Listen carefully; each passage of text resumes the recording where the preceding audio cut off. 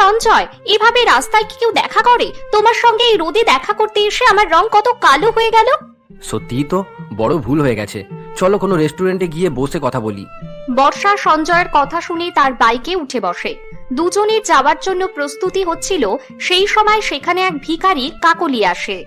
ভগবানের নামে কিছু দিয়ে দাও বাবা। বর্ষা ওই ভিখারি মহিলাটিকে দেখে হতভম্ব হয়ে যায়, আর সে তার বয়ফ্রেন্ড সঞ্জয়কে বলে, আরে তাড়াতাড়ি চলো, আমাদের যেতে যেতে রেস্টুরেন্ট বন্ধ না হয়ে যায়। আরে যাচ্ছি বাবা যাচ্ছি, প্রথমে এই বয়স্ক মহিলাকে কিছু টাকা তো দিয়ে যাই। সঞ্জয় এই বলে ভিখারিকে কিছু টাকা দেয়, আর তারপর সেখান থেকে বর্ষাকে নিয়ে চলে যায়।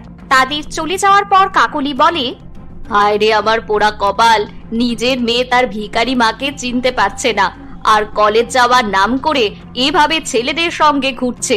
আজ বাড়ি আসুক, তার আচ্ছা করে খবর নেব। কাকলি এই